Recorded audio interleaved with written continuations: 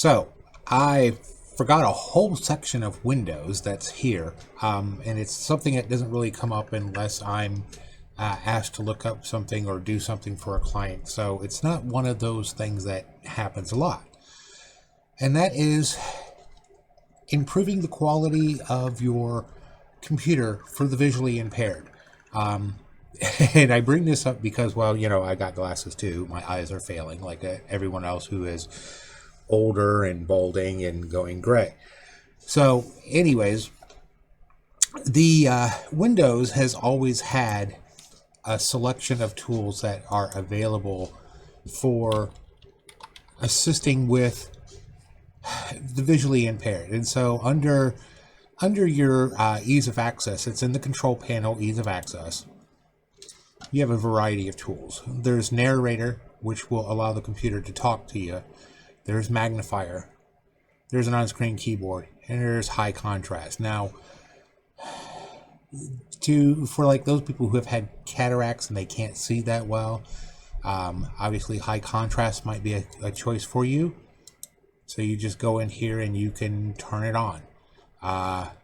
Give you an example of high contrast. Let's see if I can change this real quick. I'm going to go into personalize, I think, on Windows 10.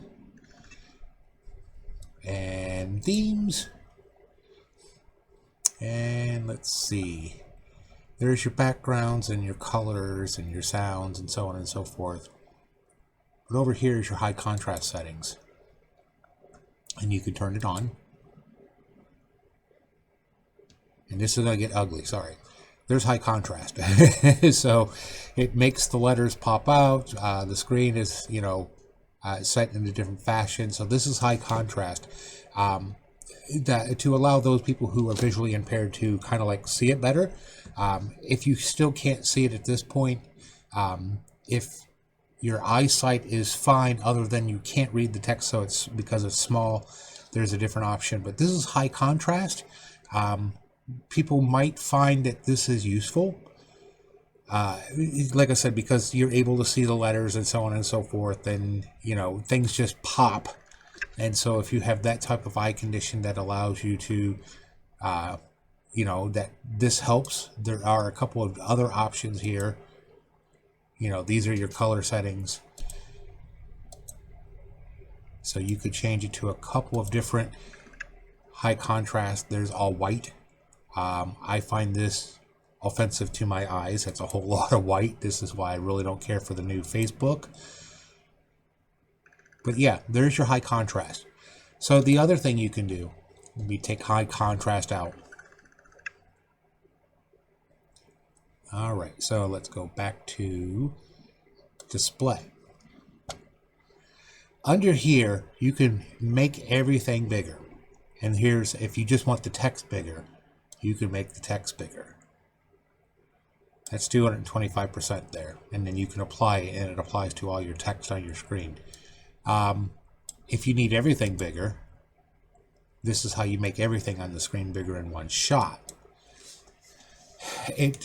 Again, it will help if you're, like I have eyesight problems just like everything else. There's 150%. And then if I still needed the text bigger, I can make the text bigger. So visually impaired, Windows has got you covered. We take this back down because I'm not that bad yet. And take this back down. And now we're back to normal. The other thing is your web pages and magnifier. Let me bring this up. If this is going to be a better choice for you if you have like a laptop, because obviously laptops, the maximum size is a 17-inch screen, so you can use the magnifier. And what happens is wherever it points, let me bring this down a little bit, there we go. Wherever it points, it blows it up. But I think this can go up to 400%. Yes. And then you just scroll left to right, and the mouse will follow you, and so on and so forth. Scroll off the screen here. So yeah, you can use magnifier. Magnifier has a couple of different options that may or may not be best suited for you. For example, under the gear, You know, there's your speed, there's voice. Let me bring this down and see if I can show you the other option. Go to settings. I think with magnifier you can dock it. Don't know how well it works on a virtual machine. I've never done it, but you used to be able to, you can dock it. So let's look. Here's your magnifying settings. It's turned on. Magnifier can automatically turn on when Windows starts. That's good. It can also do it before everyone signs in, so your login screen is bigger, so you can see. Invert colors full screen. Yep, that's nice touch there too. You can just blow up a whole lot of things here. So, I mean, magnifier is a nice tool to have also, especially if you're just looking at specific stuff on your screen.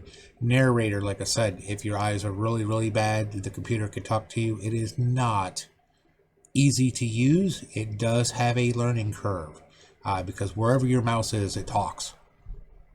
So you'll have to get used to that. Unfortunately, there is just no way around for that.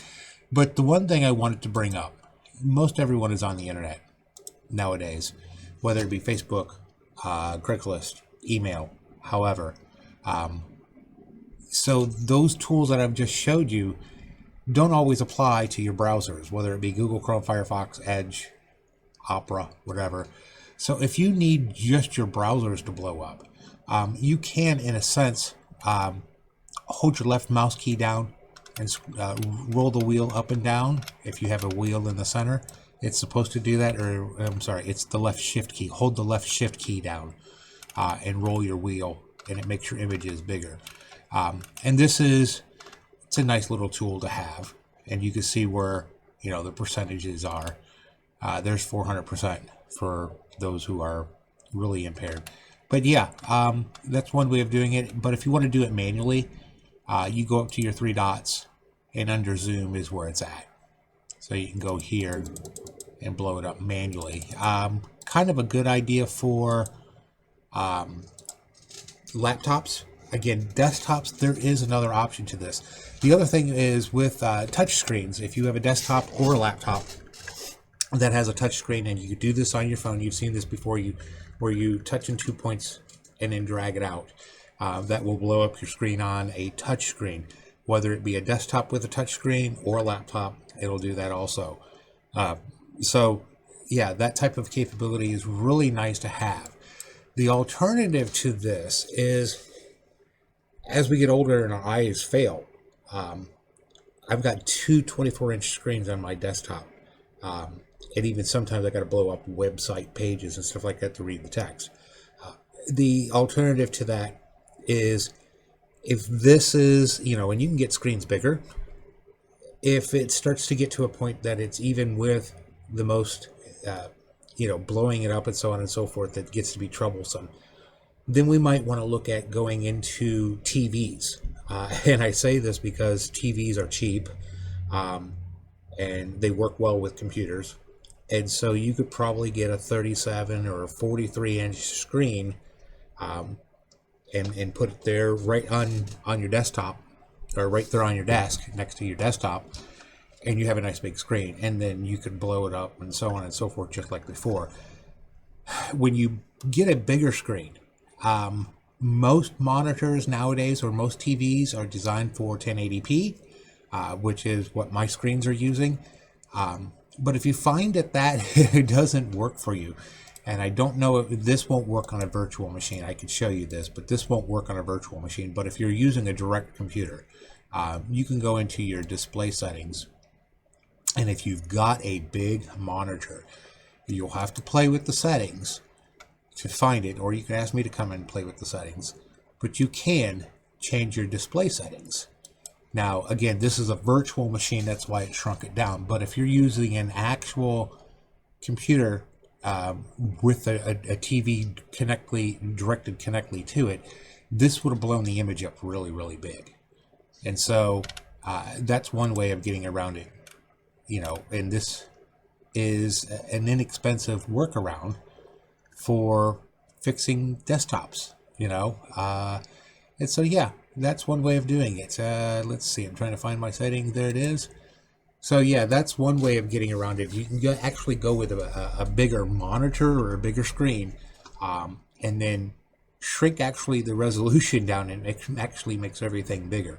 That's the old workaround for XP. Of course, screens weren't all that big in the old days. You could get them, but they were very expensive. But that's how you do that. So this is kind of like, you know, the help people with visual impairments. Once you go to a point that is beyond the capability of computer, then you have to talk to a specialist, and that's probably going to be with your medical professionals on what devices to acquire and what software you need and stuff like that. And that is outside the scope of my expertise. I can certainly, if I have a client who needs that type of assistance, I can assist, but it's going to be beyond my expertise. So yeah, that's how you do that. The other thing I wanted to show you, and I use this a lot, is you do have an on-screen keyboard. And for Windows 10, this is pretty much what it is. Windows 7 and XP have a slightly different keyboard, but it's pretty much what it is. And so yeah, if the keys on your keyboard, and again, this goes back to the visually impaired, or like me, I just don't have my keyboard memorized. I've got one client who has all their keys are off. So I have to do this to work on their computer because I couldn't tell you where L, K, M, J, couldn't tell you where they all are. I could fake it to a good point, but yeah. So when I work on her computer, I got to do this because I just can't know. But yeah, with the keyboards, you know, it's a standard keyboard. If you need bigger keys, you don't have to replace the keyboard. You can have someone go to Michael's or Hobby Lobby. They do actually make stickers to go on keyboards that have the bigger keys or the bigger letters, if that helps. If not, certainly you could use the on-screen keyboard. Yeah, it's kind of a pain to click on each letter when you're used to typing, but it will work. But yep, there you go. The accessibility for the visually impaired for Windows 10. And of course, you know, Windows 8, XP, 7, they all had it. Just a lot of people were not aware of it. But that's what you do. So hopefully you found this insightful. If you need help setting that up or need guidance, give me a call. I'll be glad to come to your house and we can look at options. Most of the time it's whatever is Windows, or whatever is inside Windows is usually, for the most part, for the vast majority of the people, is good. So yeah, but I'll be glad to come out there and assist you. Just so you know, I do have a couple of deaf clients, I'm sorry. And so it makes it interesting because we talk via text message on our phones. That's how we communicate. Or I type on his screen and he types back. But yeah, obviously visual for you know, blowing up your screen for someone who's hearing impaired is not going to work so much. But again, this is where health professionals are more capable of working with that. So, but I will be glad to assist any way I can in those regards. So anyways, computer problems, give me a call. Like, share, subscribe. If you don't have a Google account, there's our Facebook page. And yeah, I'll talk to you all later. You guys have a great day.